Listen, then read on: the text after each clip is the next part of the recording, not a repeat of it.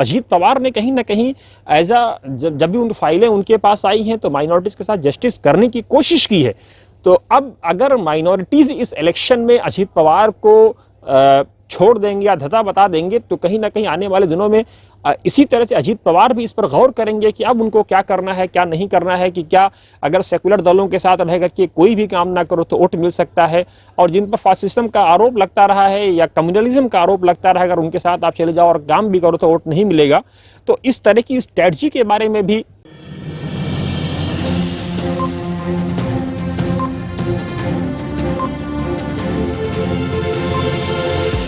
झूठ से दूर, खबरों से भरपूर। आप देख रहे हैं वतन समाचार, मैं हूं मोहम्मद अहमद। आज पूरे देश की निगाहें एक तरफ जहां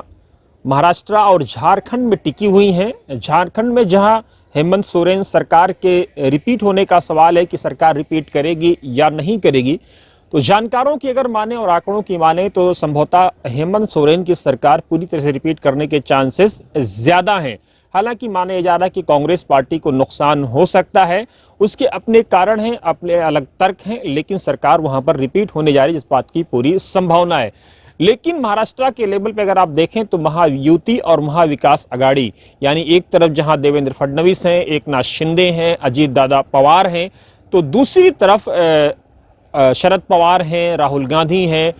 उद्धव ठाकरे हैं, यानी जबरदस्त मुकाबला है माना यह जा रहा है। लेकिन जब भी मुकाबला कांटे का बताया जाता है या नेक टू नेक बताया जाता है तो ऐसे में भाजपा के घटक दलों का या भाजपा के सहयोगी दलों के चांस जीतने के ज्यादा हो जाते हैं। उसके अपने कारण हैं, उस पर जाने का इस समय वक्त नहीं है। लेकिन झारखंड में जहां एक तरफ कांग्रेस, हेमंत सोरेन ये सरकार रिपीट हो सकती है, और वहीं दूसरी तरफ अगर आप देखें तो महायुति के रिपीट होने के चांसेस ज़्यादा हैं। हालांकि जो है माने ये जा रहा है, अगर जानकारों की माने, ग्राउंड पर काम करने वालों की माने तो 160 सीटों के आसपास महायुति को मिल सकती हैं और रेस्ट सीटें, बाकी सीटें जो है महाविकास आघाड़ी की तरफ जा सकती हैं। हालांकि कई लोग ये कयास लगा रहे हैं कि इस चुनाव के बाद का जो सिनेरियो बनेगा उसमें अजीत दादा पवार कहाँ जाएंगे और साथ ही जो है उद्धव ठाकरे कहाँ जाएंगे, क्योंकि अगर आप देखें इस पूरे चुनाव में जिस तरह से फ्रंट फुट पे अजीत पवार ने और गोपीनाथ मुंडे साहब की बेटी पंकजा मुंडे ने खेला है, उसने कहीं ना कहीं भारतीय जनता पार्टी पर जो ये नफरत का आरोप लगता रहा है कि उसके नेता नफरत की सियासत करते हैं, और जिस तरह से ये नारा दिया गया कि बटोगे कटोगे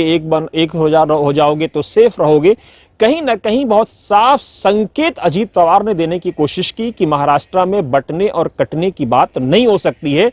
ये काउ बेल्ट में चलेगा या हिंदी पट्टी में आप चला सकते हैं, लेकिन महाराष्ट्र के लेवल पर अजीत पवार ने स्पष्ट संकेत दे दिया कि उनकी पार्टी कम से कम इस बात को अलाउ नहीं करेगी, जिसके बाद कहीं ना कहीं ये नारा धीरे धीरे मध्यम पड़ता नजर आया। दूसरी तरफ अगर आप देखें पंकजा मुंडे को, जो गोपीनाथ मुंडे की बेटी हैं, गोपीनाथ मुंडे के बारे में ये नारा लगता था जब वो जीवित थे कि मुंडे है तो महाराष्ट्र है, यानी बहुत साफ कहते थे कि, और माना संभवतः उनके एक्सीडेंट से कुछ दिनों पहले तक ये कयास भी लगाया जा रहा था कि महाराष्ट्र के चुनाव में अगले सीएम बन करके यही जाएंगे, लेकिन कुदरत को कुछ और मंजूर था। एक अजीम इंसान, एक अजीम योद्धा, एक महान सियासतदान इस दुनिया से चला गया वक्त से पहले, कहा जा रहा है। जो कुछ हुआ बहुत दुखद था, बहुत अफसोसनाक था, लेकिन मुंडे साहब की लेगेसी को मेंटेन रखा उनकी बेटी पंकजा मुंडे ने। पंकजा मुंडे ने इंडियन एक्सप्रेस से बातचीत में स्पष्ट शब्दों में यह संकेत दे दिया कि कहीं ना कहीं महाराष्ट्र के लेवल पर बटने और कटने की बात आप नहीं कर सकते हैं।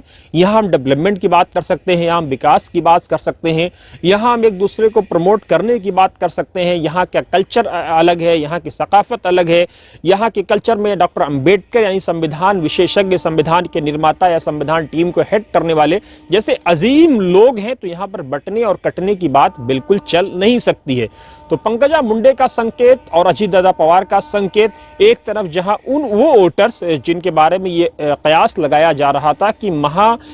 विकास आघाड़ी को जा सकते हैं, तो माना यह जा रहा है कि अजीत दादा पवार और पंकजा मुंडे ने जो स्टैंड लिया उससे कहीं ना कहीं महायुति को फायदा हो सकता है। कम से कम अजीत दादा पवार को फायदा हो सकता है। पंकजा मुंडे के जो समर्थक थे या वेलविशर थे उनको फायदा हो सकता है, क्योंकि महाराष्ट्र में एक तरफ जहां ये था कि एकनाथ शिंदे ने जब शिवसेना तोड़ी थी तो उनके सामने ये संकट था कि क्या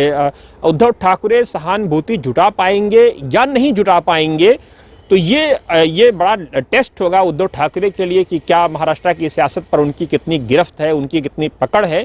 क्योंकि उनके सामने जैसे शिंदे साहब बगावत करके गए और उसके बाद जिस तरह से महाराष्ट्र की सियासत में पूरा एक भूचाल आया, पूरा एक बदलाव आया, तो वो चीज़ ज़मीन पर क्या दिखेगी, कितनी सहानुभूति जोड़ पाएंगे। और एक तरफ राहुल गांधी संविधान लेकर के जो चल रहे हैं, संविधान बार बार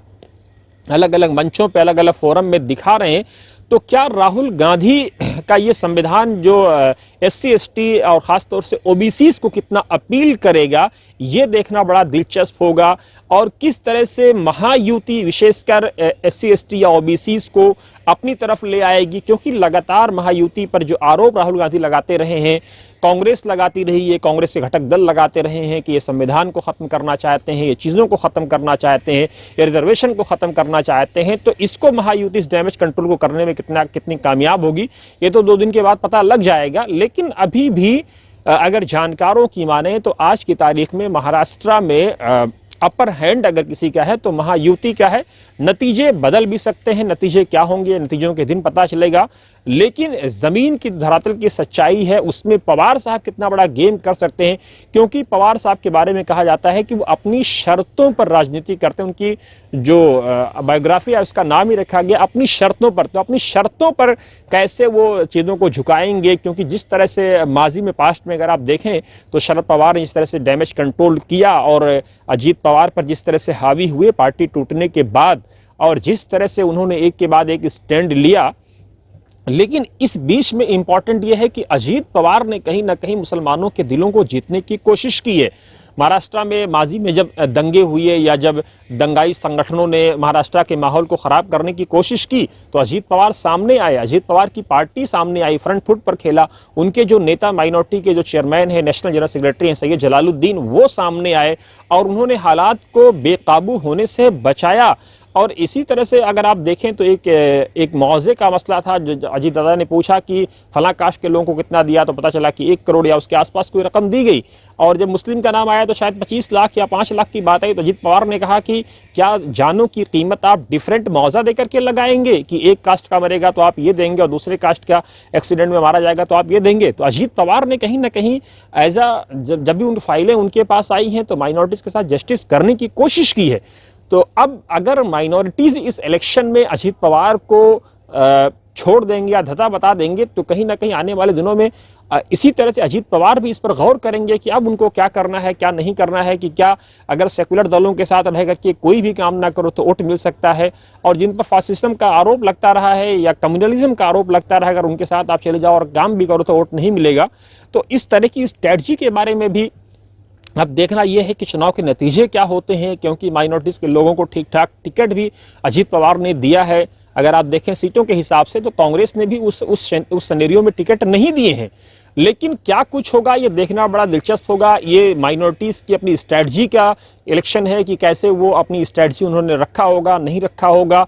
सरकार में कौन आएगा नहीं आएगा। लेकिन शुरुआती जो रुझान है, जो आंकड़े हैं, जो ग्राउंड पर हैं, वो कहीं ना कहीं ये बता रहे हैं कि झारखंड में जहां एक तरफ कांग्रेस थोड़ी सी डाउन हुई है, वहीं जो है हेमंत सोरेन की पार्टी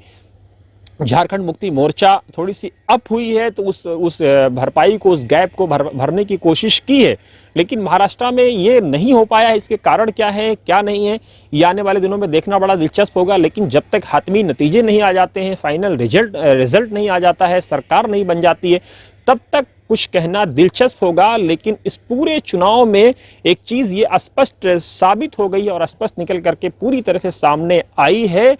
कि अजीत पवार एक मुखर नेता के तौर पे सामने आए हैं। लेकिन वहीं जो है शरद पवार को भी कम नहीं आंका जा सकता है। वहीं पर अगर आप देखें तो आप प्रफुल्ल पटेल का भी एक बड़ा कद निकल करके सामने आया है, क्योंकि प्रफुल्ल पटेल, सुप्रिया सोले का भी बार बार नाम आया है बिटकॉइन और कैश और इस तरह की चीज़ों में। उधर जो है महायुति पर भी कैश, वोट और नोट का आरोप लगता रहा है। लेकिन इनका बहुत ज़्यादा असर जो है चुनाव में इसलिए नहीं होगा बिटकॉइन का और ख़ास तौर से कैश का, क्योंकि जब भी चुनाव आता है भारत के हर वोटर को तकरीबन ये पता है कि चुनाव में पैसे बांटे जाते हैं, पार्टियां माने या ना माने, चुनाव आयोग माने या ना माने, लेकिन वक्त वक्त से ये चीज़ें, ये आरोप निकल करके सामने आते रहते हैं। तो इनको भी डैमेज कंट्रोल करना होगा, इन चीज़ों को भी देखना होगा। लेकिन महाराष्ट्र की सियासत पर फिलहाल इतना ही। आप देखते रहिए वतन समाचार और कमेंट बॉक्स में ज़रूर अपनी राय दें।